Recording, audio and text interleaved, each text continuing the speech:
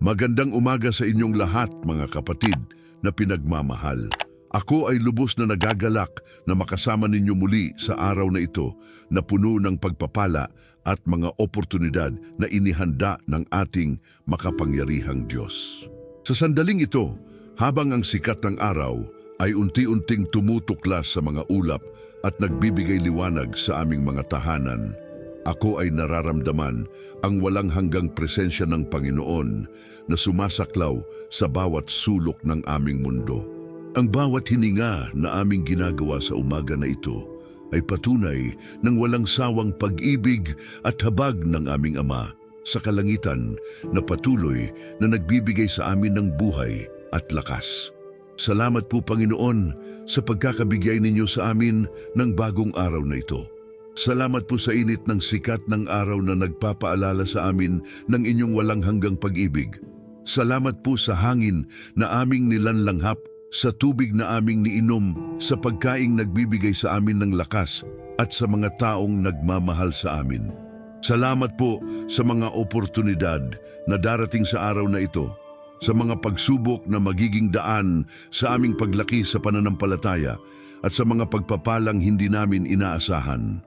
Salamat po sa bawat tibok ng aming puso na nagpapatunay na kayo ay buhay at gumagalaw sa aming buhay. Salamat po sa mga pangarap na ninyo pong itinatanim sa aming mga isipan at sa lakas na inyong ibinibigay upang makamit namin ang mga layuning ito.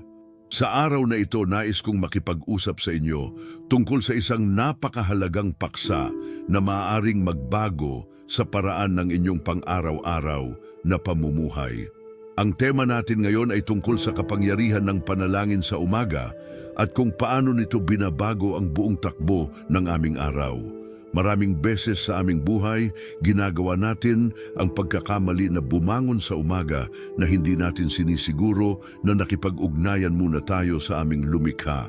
Nagiging abala tayo sa mga gawain, sa trabaho, sa mga responsibilidad at nakakalimutan namin na ang pinakamahalagang bagay na dapat nating gawin sa simula ng araw ay ang makipag-usap sa Diyos na siyang nagbibigay ng lahat ng mga pagpapalang natatanggap namin. Ang aming bersikulo na gabay ngayong umaga ay makikita sa Awit 5:3, kung saan sinasabi ni David, "Sa umaga mo maririnig ang aking tinig, Panginoon. Sa umaga ako'y maghahanda at magsasaliksik." Ang salitang ito ay nagpapakita sa amin ng kahalagahan ng pagtatakda ng aming mga prioridad tuwing umaga. Hindi lamang si David na nagdarasal sa umaga, kundi siya rin ay naghahanda at nagsasaliksik. Ang salitang maghahanda sa orihinal na Hebreo ay arak na nangangahulugang mag-ayos ng mga bagay sa tamang orden, tulad ng pag-aayos ng mga handog sa altar.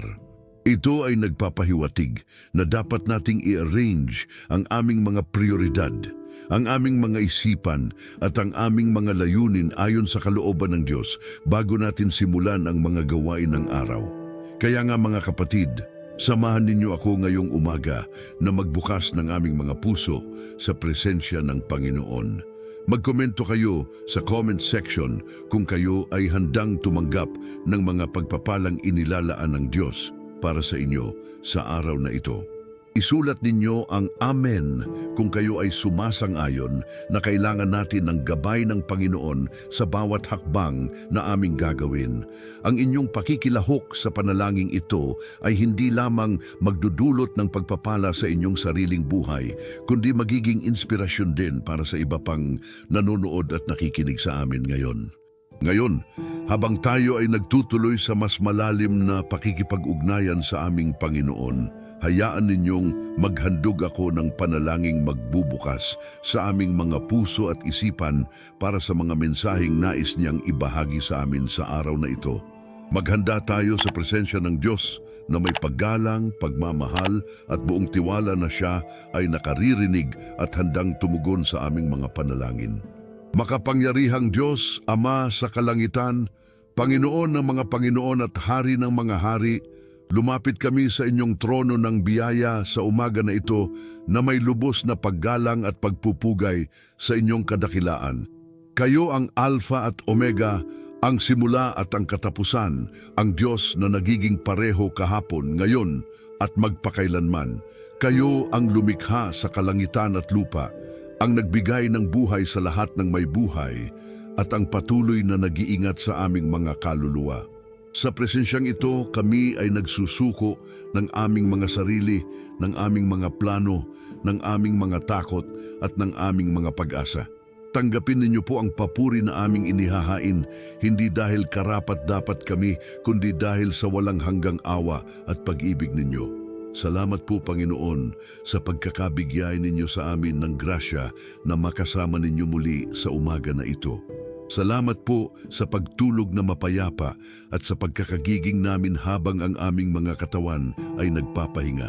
Salamat po sa mga pangarap na inyong ipinadalhan sa amin sa gabi, sa mga inspirasyon na inyong itinatanim sa aming mga isipan habang kami ay natutulog, at sa mga solusyon sa mga problema na inyong inihahanda para sa amin. Salamat po sa bawat segundo ng buhay na inyong ipinagkakaloob, sa bawat pagkakahulog ng aming mga mata na nagbibigay daan sa bagong simula, at sa bawat pagkakamulatang muli na nagpapatunay ng inyong katapatan sa amin. Kinikilala namin, O Panginoon, na kayo ay narito sa amin sa sandaling ito. Hindi kayo malayo na Diyos na hindi nakakaintindi sa aming mga pangangailangan. Hindi kayo walang pakialam na lumikha na nakatingin lang sa amin mula sa malayo. Kayo ay Emmanuel, ang Diyos na kasama namin, ang Diyos na lumalapit sa mga dukha sa Espiritu, ang Diyos na nakakita sa mga luha ng mga nababalisa, at ang Diyos na nakakarinig sa mga daing ng mga nagdudusa. Sa sandaling ito, dama namin ang init ng inyong presensya na pumapalibot sa aming mga tahanan, sa aming mga kwarto, at sa mga puso ng bawat isang nanunood at nakikinig. Kayo ay hindi lamang Diyos na sumasagot sa panalangin. Kayo ay Diyos na nangunguna sa pakikipag-ugnayan. Nauna na ngang nagmamahal sa amin bago pa namin kayo mahalin. Ngayong umaga na ito, Panginoon, nais ko pong pag-usapan ang tungkol sa kapangyarihan ng pagsimulan natin ang aming araw sa pamamagitan ng panalangin. Sa mundo na ito na puno ng kaguluhan, stress at hindi tiyak na kalagayan, marami sa amin ang nagiging sanay na bumangon sa umaga, na ang unang ginagawa ay tingnanan ang mga social media, ang mga balita o ang mga responsibilidad na naghihintay sa amin. Ngunit ang kasulatan ay nagtuturo sa amin ng mas matalinong paraan ng pagsisimula ng araw. Si Jesus mismo, kahit na siya ay anak ng Diyos, ay gumigising ng maaga sa umaga upang makipag-ugnayan sa Ama. Sa Marcos 1:31 nakasulat, "At nang madaling araw, samantalang madilim pa, siya ay bumangon at lumabas, at napunta sa isang liblib na lugar at doon siya nanalangin." Ang konektasyon sa aming versikulo na gabay sa awit 5:3 ay napakahusay. Si David, tulad ni Jesus, ay nakatuklas ng sekreto ng pagkakaroon ng matagumpay na araw sa pamamagitan ng pagsisiguro na ang unang mga oras ng umaga ay nakatuon sa pakikipag-ugnayan sa Diyos. Ang salitang maghahanda na ginamit ni David ay nagpapakita hindi lamang ng passive na pag-aantay sa Diyos, kundi ng aktibong paghahanda ng aming mga sarili para sa pagkakatanggap ng mga plano at layunin ng Diyos para sa amin. Ito ay parang isang mandirigma na naghahanda ng kanyang mga sandata bago ang labanan, o isang magsasaka na naghahanda ng kanyang lupain bago magtanim. Sa mundong ito, nakakakita tayo ng maraming tao na nagsusumikap na maging matagumpay, na naghahanap ng kasagutan sa kanilang mga problema, na nangunguntog sa mga pintuan ng oportunidad. Ngunit karamihan sa kanila ay hindi naiisip na ang pinakamahalagang hakbang na dapat nilang gawin ay ang magtanong muna sa Diyos kung ano ang kanyang kalooban. Kaya nga maraming mga plano ang nabibigo, maraming mga relasyon ang nagiging sira, at maraming mga pangarap ang hindi natutupad dahil hindi natin sinisiguro na ang mga ito ay aligned sa mga plano ng Diyos para sa amin. O Panginoon, kilala ninyo ang kahinaan ng aming mga laman, Alam ninyo na kami ay mga nilalang na madaling maging takot sa kinabukasan, na madaling maging abala sa mga hindi mahalaga, at na madaling makalimot sa mga pagpapalang aming natanggap. Minsan, Panginoon, ginugol namin ang buong gabi na nag-iisip tungkol sa mga problema namin, sa mga utang na hindi namin alam kung paano babayaran, sa mga sakit na kinakatakutan namin, sa mga relasyon na naguudyok sa amin ng pagkabalisa. Ngunit sa umaga na ito, nalalaman namin na kayo ay may solusyon sa bawat problema, may gamot sa bawat karamdaman, at may pag-asa sa bawat kawalan ng pag-asa. Humingi kami sa inyo, O Diyos, ng pananampalatayang matatag sa araw na ito.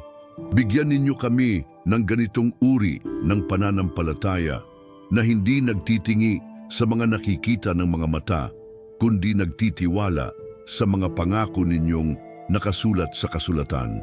Humingi kami ng kapatawaran para sa mga pagkakamali namin kahapon, para sa mga salitang hindi dapat naming sinabi, para sa mga gawa na hindi aligned sa inyong kalooban, at para sa mga pagkakataong hindi namin kayo pinasalamatan.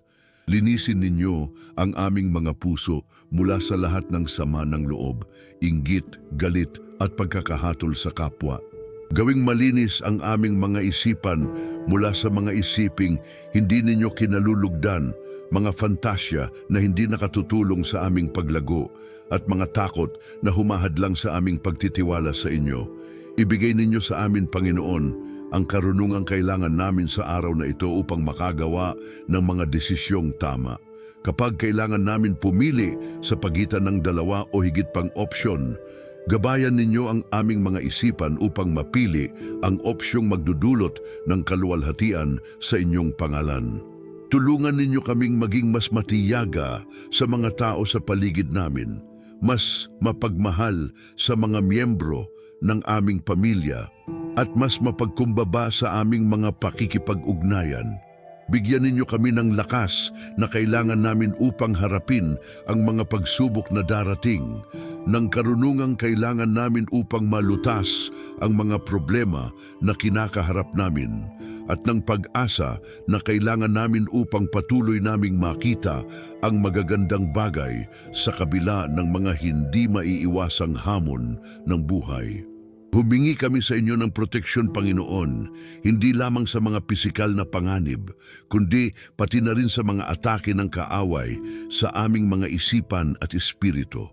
Protektahan ninyo ang aming mga pamilya mula sa lahat ng uri ng kasamaan, mga sakit, aksidente, at mga panganib na hindi namin nakikita. Bigyan ninyo kami ng discernment upang makilala ang mga tao na maaring magdulot ng hindi magandang impluensya sa aming buhay, at ng lakas upang lumayo sa mga sitwasyong maaring magdulot sa amin ng tukso. Gabayan ninyo ang aming mga anak sa kanilang pag-aaral, sa kanilang mga pagkakaibigan, at sa kanilang mga desisyon sa buhay. Protektahan ninyo sila mula sa mga masamang impluensya, mga adiksyon, at mga gawain na maaaring makaapekto sa kanilang kinabukasan. Naghahanap kami ng inyong mukha sa araw na ito, O Diyos, hindi dahil gusto namin ng mga material na bagay lamang, kundi dahil nais namin ng mas malalim na relasyon sa inyo. Tulad ng sinabi sa Jeremias 29:13, hahanapin ninyo ako at masusumpungan kapag hahanapin ninyo ako ng buong puso ninyo. Doon ibigay ninyo sa amin ang ganitong uri ng puso na handang maghanap sa inyo ng may buong katapatan, na handong magbago ng lifestyle kung kinakailangan, na handong mag-sacrifice ng mga bagay na hindi ninyo kinalulugdan, at na handong sumunod sa inyong mga utos kahit na hindi ito madali. Ginhawa ninyo ang aming mga puso, Panginoon, mula sa mga burden na sobrang bigat para sa amin. Alam ninyo ang mga secret na pinagdadaanan namin na hindi namin kayang ikuwento sa iba. Alam ninyo ang mga takot na pumasok sa aming mga isipan sa gabi, ang mga pag-aalala na sumusunog sa aming mga dibdib, at ang mga pangarap na tila nagiging imposible na makamit. Ngunit sa umaga na ito, Ipapaalala ninyo sa amin na walang imposible sa Diyos, na ang mga bagay na hindi kayang gawin ng tao ay kayang gawin ng Diyos, at na ang mga pangarap na tila malayo na ay maaaring maging reality sa tamang panahon kung ito ay aligned sa inyong kalooban. Gaya ng sinabi sa 2 mga taga-Korinto 12:9, "Sapat sa iyo ang aking biyaya sapagkat ang aking kapangyarihan ay nagiging ganap sa kahinaan." Panginoon, sa mga aspeto ng aming buhay kung saan nararamdaman namin na mahina kami, doon ninyo ipakita ang inyong kapangyarihan. Sa mga lugar kung saan nakaramdam kami ng kabiguan, doon ninyo ipakita ang inyong pagkapanalo. Sa mga sitwasyon kung saan nawawalan kami ng pag-asa, doon ninyo ipakita na kayo ay Diyos ng mga himala, ng mga bagong simula, at ng mga solusyon na hindi namin inaasahan. Habang nagtutuloy tayo sa panalangin ito, nais kong mag-focus tayo sa kapangyarihan ng intercessory prayer. Hindi tayo nanalangin para sa aming sarili lamang, kundi para sa lahat ng mga tao na mahalaga sa amin at sa mga taong hindi pa namin nakilala, ngunit nangangailangan din ng inyong tulong. Panginoon, nanalangin kami para sa aming mga pamilya sa araw na ito. Para sa aming mga asawa o mga future spouse, hihingin namin na gabayan ninyo sila sa lahat ng mga desisyon na gagawin nila ngayong araw. Kung may mga pagsubok na kinakaharap sila, bigyan ninyo sila ng lakas na makakaya nila ito.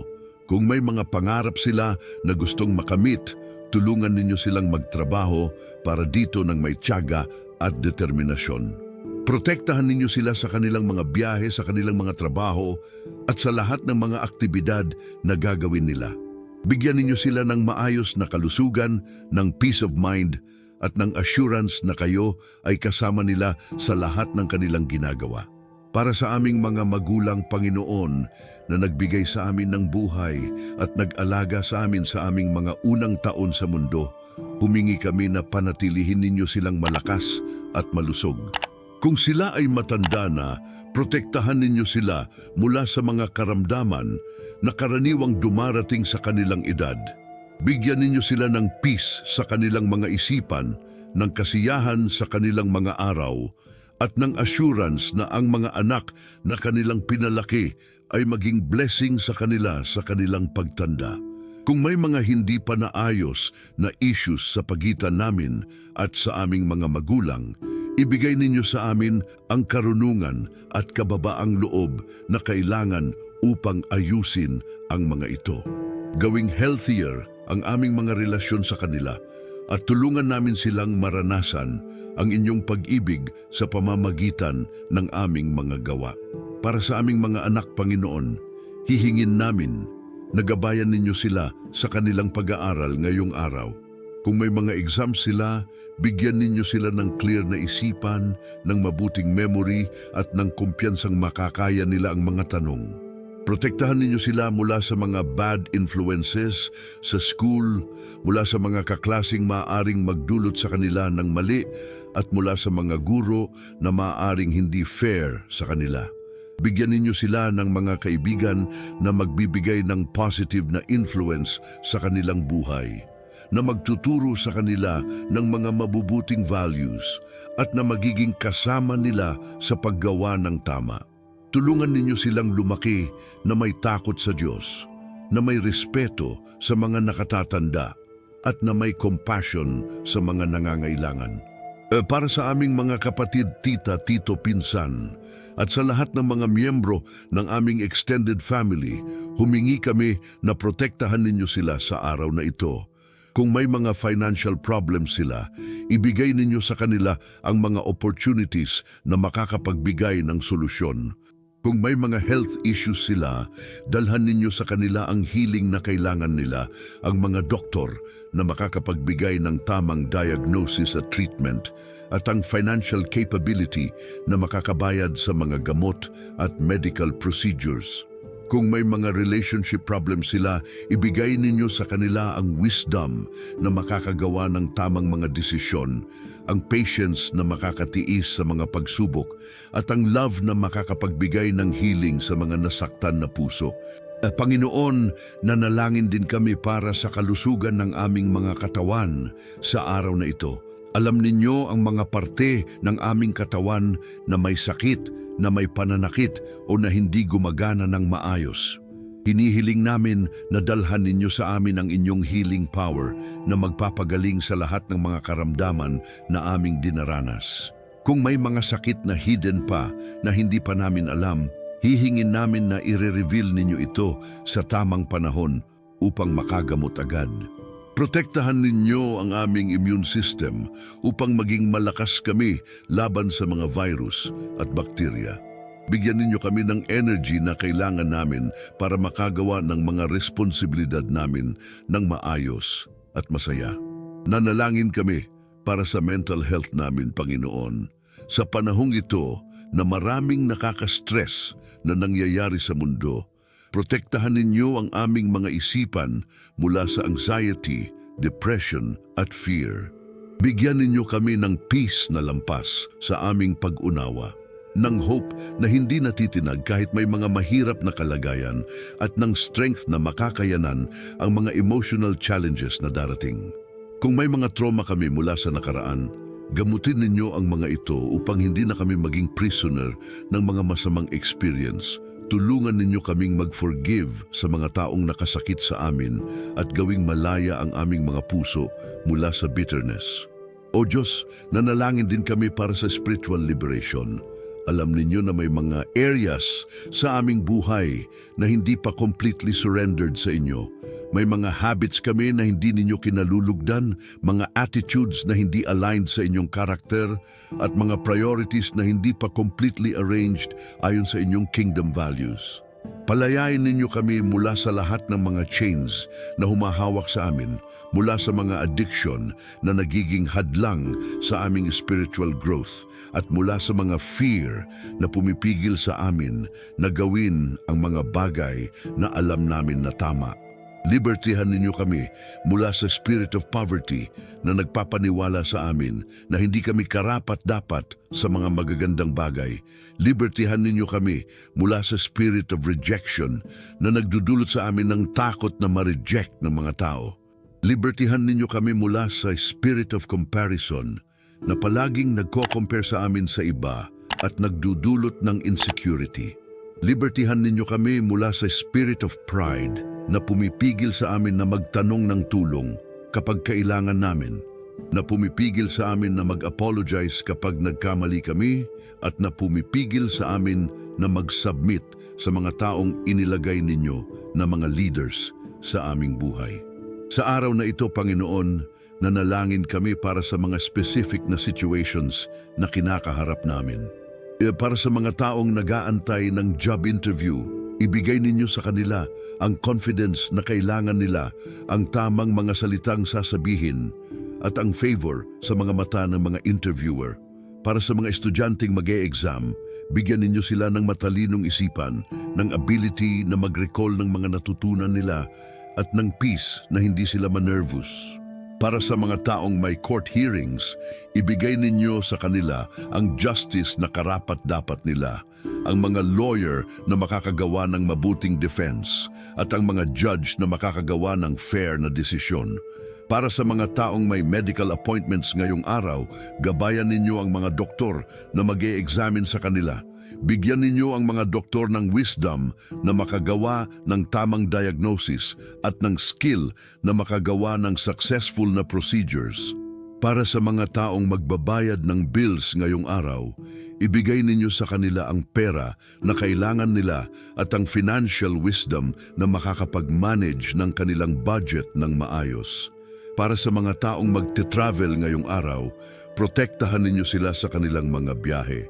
Bigyan ninyo sila ng safe na transportation at dalhan ninyo sila ng ligtas sa kanilang mga destinasyon. Nanalangin kami para sa aming bansa, Panginoon, para sa Pilipinas na aming minamahal. Gabayan ninyo ang aming mga leaders na makagawa ng mga desisyong makakabuti sa bayan. Bigyan ninyo sila ng wisdom sa paggawa ng mga batas, ng integrity sa pag-handle ng mga public funds, at ng compassion para sa mga kababayan namin na nasa poverty.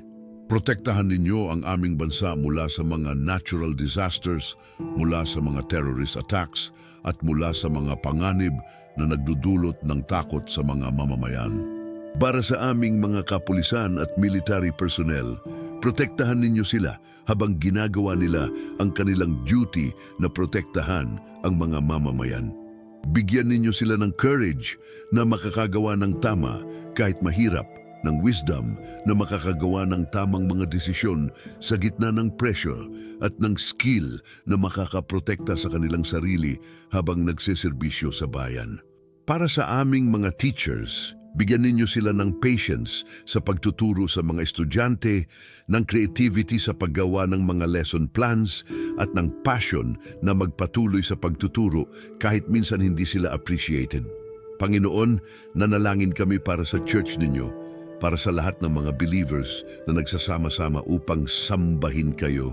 Bigyan ninyo ng unity ang mga church denominations upang kahit may differences sa interpretation ng ilang mga verses, magkakaisa pa rin kami sa pagmamahal sa inyo at sa misyon na magpahayag ng gospel sa mundo.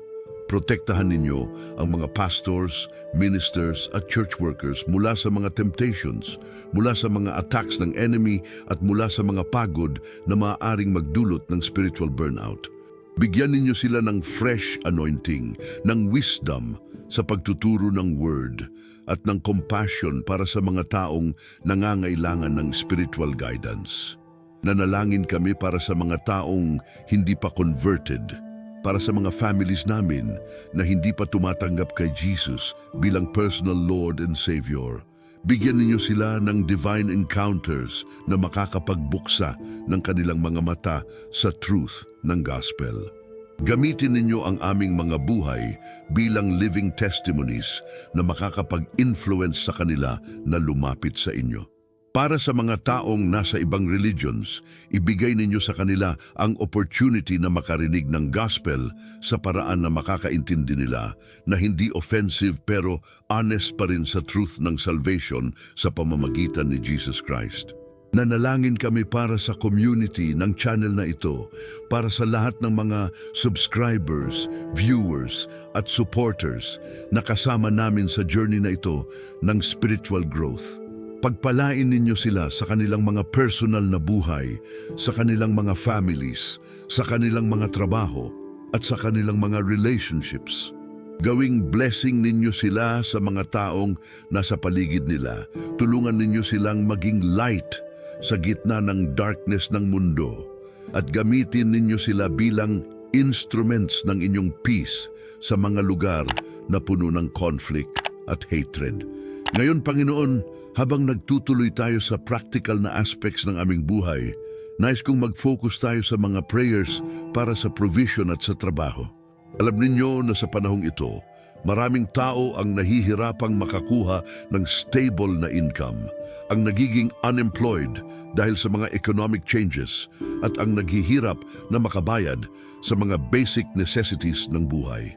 Ngunit nagtitiwala kami na kayo ay Jehovah Jireh, ang Diyos na nagbibigay ng provisyon, ang Diyos na nakakakita ng mga pangangailangan namin bago pa namin ito sabihin sa inyo, at ang Diyos na may mga creative na paraan ng pagbibigay ng mga sagot sa aming mga prayers. Humingi kami sa inyo, O Panginoon, ng provision para sa mga basic needs ng aming mga pamilya.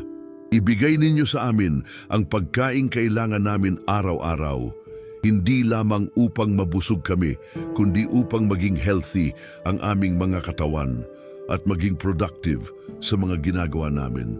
Ibigay ninyo sa amin ang mga damit na kailangan namin para sa aming mga trabaho at sa aming mga social interactions. Ibigay ninyo sa amin ang tirahan na safe, comfortable at conducive sa family bonding at sa spiritual growth. Hindi namin humihingi ng mga luxury na hindi namin kailangan, ngunit hinihingi namin ang sapat na provision upang mabuhay namin ng dignified at upang makapag-share din kami sa mga taong nangangailangan. Para sa mga taong walang trabaho ngayon, Panginoon, ibigay ninyo sa kanila ang job opportunities na aligned sa kanilang skills, passions, at sa mga needs ng kanilang families. Buksan ninyo ang mga pintuan na hindi nila inaasahan. I-connect ninyo sila sa mga taong makakapagbigay ng opportunities at bigyan ninyo sila ng favor sa mga job interviews. Para sa mga taong may trabaho pero hindi satisfied sa kanilang current position, gabayan ninyo sila kung dapat bang magstay pa o mag-look ng better opportunities. Bigyan ninyo sila ng wisdom na makakagawa ng mga desisyong hindi lang based sa money, kundi based din sa personal fulfillment, sa impact sa family at sa alignment sa inyong calling para sa kanilang buhay. Para sa mga business owners at entrepreneurs, ibigay ninyo sa kanila ang wisdom na kailangan nila para makagawa ng mga strategic na desisyon. Protektahan ninyo ang kanilang mga business mula sa mga unfair competition, mula sa mga economic downturns na hindi nila kontrolado, at mula sa mga legal issues na maaaring magdulot ng stress. Bigyan ninyo sila ng mga employees na loyal, productive, at may integrity. Ibigay ninyo sa kanila ang mga customers na appreciative sa quality ng kanilang products o services. Tulungan ninyo silang maging good stewards ng resources na inyong ipinagkakatiwala sa kanila at gawing blessing ninyo sila sa mga employees at sa community nila. Gabayan ninyo kami, Panginoon, sa financial management ng mga blessings na inyong ibinibigay sa amin. Tulungan ninyo kaming maging wise sa paggastos na hindi wasteful pero hindi rin naman sobrang kuripot na hindi na kami nakakapag-enjoy ng simple pleasures ng buhay. Turuan ninyo kami ng tamang approach sa saving, sa investing at sa pag-aaral ng mga financial concepts na makakatulong sa amin na maging financially stable.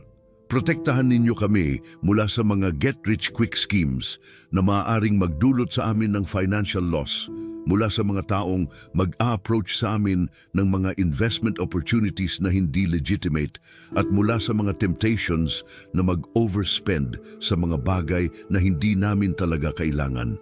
Bigyan ninyo kami ng generous hearts, Panginoon, upang makapag-share kami sa mga taong nangangailangan. Tulungan ninyo kaming maging cheerful givers, hindi dahil kailangan namin, pero dahil natutunan namin na mas blessed ang nagbibigay kaysa sa tumatanggap. Gabayan ninyo kami sa pagiging good stewards ng time, talents at treasures na inyong ipinagkakatiwala sa amin. Gawing instruments ninyo kami ng inyong provision para sa iba, lalo na para sa mga taong walang kakayahang tumulong sa kanilang sarili. Ngayon, mga kapatid, habang tayo ay nagtutuloy sa porsyon ng aming panalangin na nakatuon sa mga prophetic declarations, nais kong maging clear tayo na ang mga salitang aming sasabihin ay hindi lamang mga positive thinking o wishful thinking. Ang mga ito ay mga declarations na based sa mga promises ng Diyos na nakasulat sa kasulatan, mga prophetic pronouncements na aligned sa character at sa will ng Diyos, at mga faith statements na nagre-reflect ng aming trust sa kapangyarihan ng Diyos na gumawa ng mga imposible na bagay. Panginoon, nagsisimula kami ngayon sa pagde-declare ng mga truths ninyo para sa araw na ito. Dinedeclare namin na ang araw na ito ay araw ng breakthrough, ng divine favor at ng unexpected blessings. Hindi ito ordinary na araw, kundi isang araw na especially marked ng inyong presence at inyong power. Declare namin na ang lahat ng mga plano ng enemy para sa aming kapinsalaan ay hindi magtatagumpay, na ang lahat ng mga plots laban sa aming peace ay mababawal, at na ang lahat ng mga schemes na naglalayong hadlangin ng aming progress ay mababasag. Gaya ng nakasulat sa Jeremiah 12:29-11, sapagkat alam ko ang mga plano na ginawa ko para sa inyo, sabi ng Panginoon, mga plano ng kapakanan at hindi ng kasamaan, upang bigyan kayo ng kinabukasan at ng pag-asa. Dinedeclare namin na ang mga plano ninyo, Panginoon, para sa aming buhay ay mga plano ng prosperity, ng success, ng healing at ng restoration. Kahit may mga circumstances sa paligid namin na mukhang negative, nagtitiwala kami na kayo ay gumagamit ng mga ito para sa aming good, na kayo ay gumagawa ng mga miracles sa mga sitwasyong tila hopeless. at na kayo ay nagbibigay ng mga solutions na hindi namin naisip. Declare namin sa kapangyarihan ng name ni Jesus na ang aming mga families ay protektado ngayong araw. Walang aksidente, walang sakit, walang away, at walang financial crisis na makakaapekto sa peace ng aming mga tahanan. Ang aming mga asawa ay magiging source ng joy para sa amin. Ang aming mga anak ay magiging proud sa mga magulang na kami. At ang aming mga parents ay magiging satisfied sa mga children na kami. Declare namin na ang love ang magre-reign sa aming mga homes, na ang understanding ang magiging normal sa aming mga conversations, at na ang forgiveness ang magiging automatic sa aming mga responses kapag may mga misunderstandings. Sa awit 91:11 nakasulat, sapagkat siya ay mag-uutos sa kanyang mga anghel tungkol sa iyo na ingatan ka sa lahat ng inyong mga daan. Declare namin na ang mga angels ng Diyos ay naka-assign sa amin at sa aming mga families ngayong araw. Sila ay nasa bawat sulok ng mga places na pupuntahan namin, nasa bawat intersection na dadaanan namin sa mga kalsada, at nasa bawat meeting o appointment na aatenduhan namin. Ang kanilang presence ay nagbibigay sa amin ng divine protection, supernatural favor, at heavenly guidance sa lahat ng aming decisions. Declare namin na ang aming health ay improving araw-araw. Ang mga cells ng aming katawan ay nare-renew, ang aming immune system ay lumalaki, at ang aming energy levels ay tumataas. Kung may mga parts ng aming katawan na may sakit, declare namin na dumadaan doon ang healing power ng Diyos ngayon. Ang mga organs ay bumabalik sa normal function, ang mga muscles ay lumalaki ang strength, at ang aming overall wellness ay umabot sa levels na hindi pa namin na-experience before.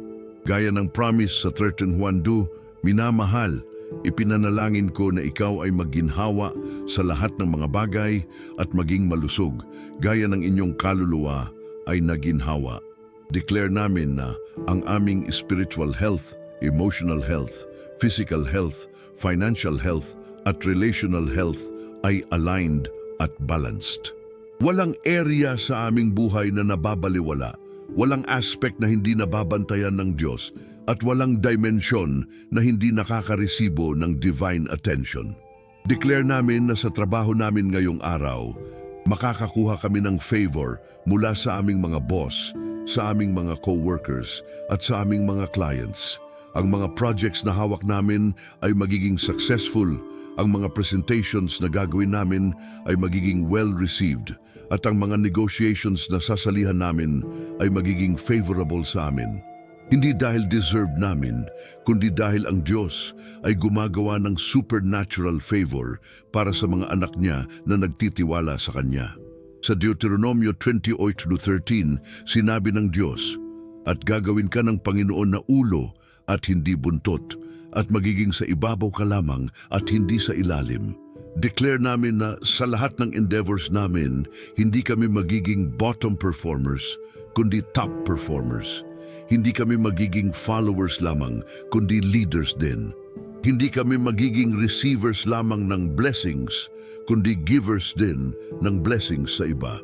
Ang leadership qualities na itinatanim ng Diyos sa amin ay lumalabas. Ang creative ideas na ibinibigay niya sa amin ay nagiging reality. At ang influence na ipinagkakatiwala niya sa amin ay ginagamit namin para sa good ng maraming tao. Declare namin na financially, nakaka-receive kami ng mga blessings mula sa mga directions na hindi namin inaasahan. May mga opportunities na papasok sa aming buhay na magdadala ng additional income. May mga refunds na darating, mga bonuses na matatanggap, mga gifts na makakalap, at mga business ideas na magbubunga ng long-term financial stability. Ang debts namin ay nababayaran, ang savings account namin ay lumalaki, at ang investment opportunities na aligned sa aming values ay nagbubunga ng good returns. Gaya ng nakasulat sa Malaki 3:10, dalhan ninyo ang buong ikapu sa aking kamalig upang magkaroon ng pagkain sa aking bahay at subukan ninyo ako rito, sabi ng Panginoon ng mga hukbo, kung hindi ko bubuksan para sa inyo ang mga bintana ng langit at bubuhusin ko sa inyo ang pagpapala na hindi ninyo masusukat. Declare namin na dahil tapat kami sa pagbibigay ng aming tithes at offerings, binubuksan ng Diyos ang mga windows of heaven para sa amin. Mandi ang mga blessings na bumubuhos sa amin ay hindi namin kayang i-contain, kaya nagiging blessing din kami sa iba. Declare namin na ang aming mga pangarap ay nagiging reality. Ang mga visions na ipinakita sa amin ng Diyos ay unti-unting nagmamanifest sa physical realm. Ang mga prayers na matagal na namin pinanalangin ay nakaka-receive na ng answers. Ang mga breakthrough na hinihintay namin ay papalapit na. Hindi na matagal, hindi na malayo, kundi malapit na in Jesus' name. Sa Habakuk 2:33, sinabi ng Diyos, sapagkat ang pangitain ay para pa sa takdang panahon, ngunit sa wakas ay magsasalita ito at hindi magsinungaling. Bagaman, magtagal, hintayin mo, sapagkat walang alinlangan na darating ito, hindi matatakdahan. Declare namin na ang divine timing ng Diyos para sa aming mga blessings ay perfect. Hindi namin kailangan magpanik dahil mukhang tumatagal. Hindi namin kailangan mag-doubt dahil hindi pa nakikita. Ang Diyos ay may perfect timing at sa tamang panahon, makikita namin ang fulfillment ng lahat ng mga pangako niya. Habang nagtutuloy tayo sa huling portion ng aming panalangin, mga kapatid, nais kong mag-focus tayo sa consecration ng aming araw at sa final thanksgiving sa Diyos. Ang consecration ay hindi simpleng ritual o formality. Ito ay isang sacred act kung saan intentional natin inaalay sa Diyos ang bawat minuto, bawat desisyon, bawat interaction at bawat opportunity na magiging available sa amin sa araw na ito. Salamat po, Panginoon, sa walang hanggang biyaya na inyong ipinakita sa amin simula pa noong mga unang minuto ng panalangin na ito. Salamat po sa privilege na makakausap kayo ng direkta, na makapag-unload sa inyo ng aming mga worries, na makapag-request sa inyo ng mga needs namin, at na makapag-declare ng mga promises ninyo. Salamat po dahil hindi ninyo kami tinuring na mga stranger kundi mga anak, hindi mga outsider kundi mga family members, hindi mga obligation kundi mga joy. Ang relationship na meron tayo sa inyo ay hindi transactional kundi relational, hindi conditional kundi unconditional, hindi temporary kundi eternal. Salamat po sa mga sagot sa panalangin na hindi pa namin nakikita pero alam namin na on the way na. Salamat po sa mga miracles na naganap na sa background na hindi pa namin napapansin. Salamat po sa mga opportunities na ini-arrange ninyo para sa amin na hindi pa namin alam na darating. Salamat po sa mga tao na ipapadala ninyo sa aming buhay na magiging instruments ng inyong blessings. Salamat po sa mga connections na gagawin ninyo para sa amin na magiging breakthrough sa mga areas na matagal na namin pinanalangin. Sa sandaling ito, Panginoon, inaalay namin sa inyo ang mga susunod na oras ng araw na ito. Ang meetings na aatinduhan namin, gawing productive ninyo. Ang mga conversations na makakausap namin, gawing meaningful ninyo. Ang mga tasks na gagawin namin, tulungan ninyo kaming gawin ito ng excellent. Ang mga desisyon na gagawin namin, big man o small man, gabayan ninyo kami na pumili ng mga options na aligned sa inyong will. Ang mga tao na makakasama namin, gamitin ninyo kami bilang blessing sa kanilang buhay at gamitin ninyo din sila bilang blessing sa aming buhay. Mga oras na magiging free namin, tulungan ninyo kaming gamitin ito para sa mga activities na nakapagpapalakas ng aming relationship sa inyo, sa aming families, at sa aming personal growth. Kapag nagkakaroon kami ng idle time, bigyan ninyo kami ng wisdom na gamitin ito para sa reflection, para sa gratitude, para sa planning ng mga good deeds na pwede naming gawin, o para sa simpleng rest na kailangan ng aming mind at body. Huwag ninyo kaming hayaang masayang ang oras sa mga activities na walang value o sa mga thoughts na hindi constructive. Ang mga challenges na darating sa araw na ito, Panginoon, tulungan ninyo kaming tignan ito bilang mga opportunities para lumago, para matuto ng mga lessons at para ma-develop ang mga character traits na ninyo kakailanganin para sa mas malalaking responsibilities na ihahanda ninyo para sa amin sa future.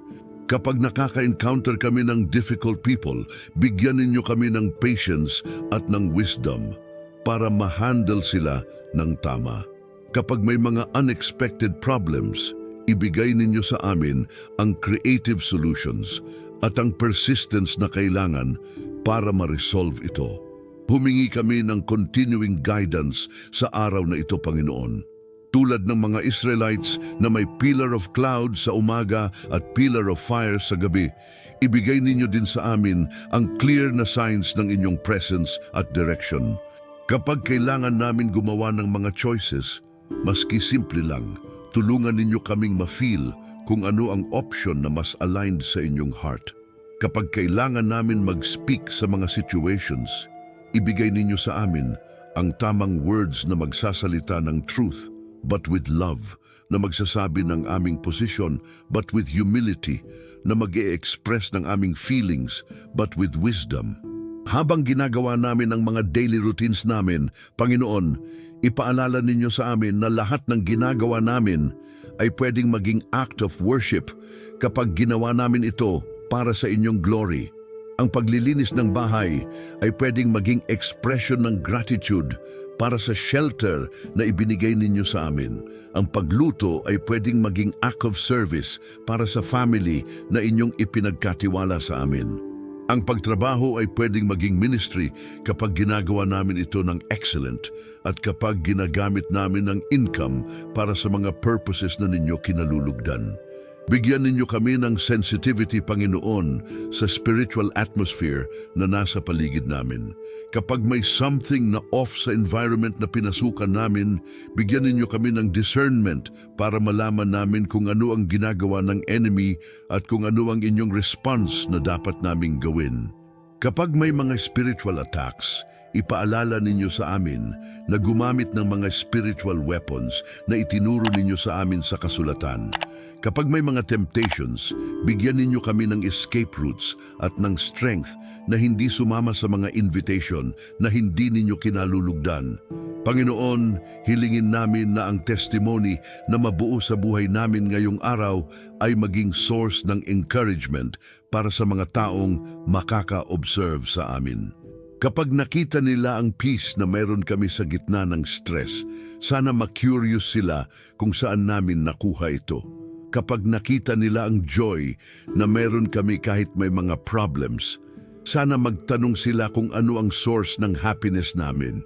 Kapag nakita nila ang way namin mag-handle ng mga conflicts o difficulties, sana ma-inspire sila na there's a better way to live life. Nanalangin kami na ang end ng araw na ito ay mamark ng deep satisfaction, hindi dahil lahat ng gusto namin ay nangyari, kundi dahil alam namin na ginawa namin ang best namin na maging obedient sa inyo, na maging kind sa mga tao, at na maging faithful sa mga responsibilities namin. Kapag hihiga kami mamaya sa gabi, sana matulog kami na may clear na conscience, na may grateful na heart, at na may excited na anticipation para sa mga plano ninyo para bukas. Ipagpatuloy ninyo, Panginoon, ang work ninyo sa aming mga buhay, hindi lang ngayong araw, kundi sa mga susunod pang araw. Ang character development na sinisimulan ninyo sa amin ngayon, patulungin ninyo. Ang spiritual maturity na iniisip ninyo para sa amin, i-pursue ninyo. Ang ministry opportunities na ihahanda ninyo para sa amin, i-prepare ninyo kami para dito. Ang relationships na plano ninyo na maging significant sa aming journey, i-orchestrate ninyo ang proper timing at circumstances para sa mga meaningful encounters. Renewed commitment namin sa inyo, Panginoon, sa araw na ito. Commitment namin na magbasa ng Bible, hindi lang para sa information, kundi para sa transformation. Commitment namin na mag-pray, hindi lang kapag may kailangan kami, kundi dahil na-enjoy namin ang fellowship sa inyo. Commitment namin na mag-serve sa church hindi lang dahil obligasyon, kundi dahil passion namin na maging part ng mission ninyo sa mundo. Commitment namin na maging witness hindi lang sa mga words namin, kundi sa way of life namin. Commitment din namin na maging better sa mga roles na assigned ninyo sa amin. Bilang asawa, magiging mas loving, mas understanding, at mas supportive kami. Bilang parents, magiging mas patient, mas wise, at mas intentional kami sa pag-guide sa mga anak namin. Bilang mga anak, magiging mas respectful, mas helpful, at mas appreciative kami sa mga nagbigay sa amin ng life. Bilang mga employees or employers, magiging mas ethical, mas productive, at mas contributive kami sa success ng organization namin. Sa huling portion ng aming panalangin, Panginoon, hihingin namin ang inyong blessings na sumasaklaw sa bawat aspeto ng aming existence. Pagpalain ninyo ang aming minds para maging clear, creative, at constructive ang mga thoughts namin. Pagpalain ninyo ang aming emotions para maging stable, positive, at resilient kami sa mga ups and downs ng life. Pagpalain ninyo ang aming physical bodies para maging healthy, strong, at capable na gawin ang mga tasks na required sa amin. Pagpalain ninyo ang aming spirits para maging sensitive sa inyong voice, responsive sa inyong leading, at resistant sa mga influences na contrary sa inyong values. Pagpalain ninyo ang mga places na pupuntahan namin ngayong araw. Ang homes namin, gawing sanctuary ninyo ng peace at love. Ang offices o workplaces namin, gawing environment ninyo ng productivity at harmony. Ang mga kalsada na dadaanan namin, protektahan ninyo mula sa accidents at delays. Ang mga establishments na bibilihan namin, bigyan ninyo ng honest business owners at quality products. Ang mga recreational places na pupuntahan namin, gawing source ninyo ng healthy enjoyment at relaxation.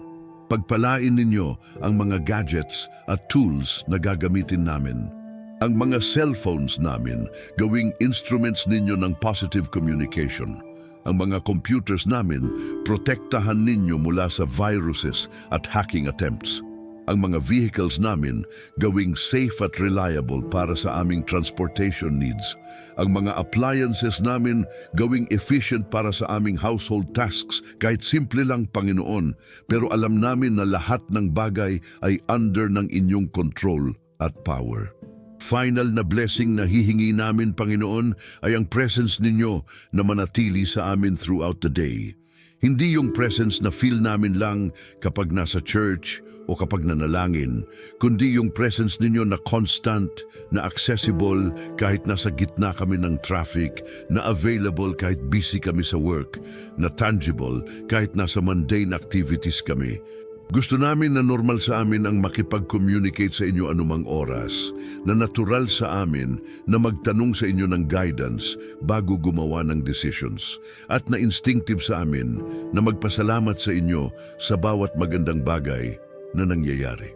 Mga kapatid na nakikinig at nanonood, bago tayo maging officially na mag-conclude sa panalangin ito, gusto kong mag-extend ng invitation sa inyong lahat na maging active participants sa community na ito na nakatuon sa spiritual growth at sa deeper relationship sa Diyos. Ang mga panalangin na ginagawa namin dito ay hindi lang para entertainment o para sa spiritual feeling good. Ang mga ito ay practical tools na pwede ninyong gamitin para ma-transform ang quality ng inyong everyday life. Ang Diyos ay hindi distant na being na difficult ma-reach. Siya ay loving Father na nag-aantay sa pagkakataon na makipag-communicate sa mga anak niya. Kung ang panalangin na ito ay naging meaningful sa inyo, kung naramdaman ninyo ang presence ng Diyos habang sama-sama natin itong ginagawa, mangyaring mag-comment sa ibaba. Isulat ninyo kung anong specific na part ng panalangin ang tumugon sa current situation ninyo o kung anong revelation ang natanggap ninyo habang nanalangin tayo. Ang testimonies ninyo ay nagiging encouragement din para sa ibang viewers na mabasa ang mga comments na ito. Nakikita namin na maraming mga prayers ang nasasagot matapos ang mga sessions na ito at gusto namin na ma-document ang mga ito para sa glory ng Diyos. Kung kayo ay hindi pa subscribers sa channel na ito, i-encourage ko kayong mag-subscribe at mag-click ng notification bell para ma-inform kayo kapag may mga bagong prayer videos na na-upload namin. Ang commitment namin sa channel na ito ay mag-provide ng consistent na spiritual content na helpful sa inyong journey of faith. Hindi lang panalangin ang ginagawa namin dito. May mga Bible studies din, mga testimonial sharing, mga practical Christian living tips, at mga educational contents tungkol sa mga biblical principles na applicable sa modern life. Mangyaring i-share ninyo din ang video na ito sa mga friends at family members ninyo na alam ninyo na makaka-benefit din sa ganitong uri ng content. Maraming tao ngayon ang nagsasearch ng ways na makakapag-improve ng spiritual life nila at ang simpleng pag-share ninyo ng link na ito ay maaaring maging answered prayer sa kanila. Lalo na sa panahong ito na ang mundo ay parang nagiging mas complicated at challenging, kailangan natin ng community ng mga believers na nagsasuportahan sa prayer at encouragement. Para sa mga may special prayer requests na individual at hindi ma-address sa general prayer na ginawa namin ngayon, pwede ninyo ito isend sa comments o sa private messages namin. Hindi man namin ma-reply one by one, pero tinitingnan namin lahat at ninonote namin ang mga specific needs para ma-include namin sa mga future group prayers. May dedicated prayer team din kaming nagpipipray regularly para sa mga requests na natatanggap namin, kaya alam ninyo na hindi nagiging disregarded ang mga concerns ninyo. Ipagpatuloy ninyo, mga kapatid, ang spiritual discipline na nasimulan ninyo ngayon. Huwag ninyo ito gawing one-time activity lang. Gawing parte ng inyong daily routine ang dedicated time para sa prayer, preferably sa umaga bago kayo magsimula ng mga activities ninyo. Makikita ninyo na pagka-establish ninyo na ng consistent prayer life, ang quality ng inyong decisions, ang level ng peace ninyo sa gitna ng challenges, at ang overall satisfaction ninyo sa buhay ay significantly mag-i-improve. Sa pangwakas, mga kapatid na minamahal, patuloy ninyong alalahanin na ang panalangin ay hindi magic formula na automatic na mag-grant sa lahat ng mga healing ninyo.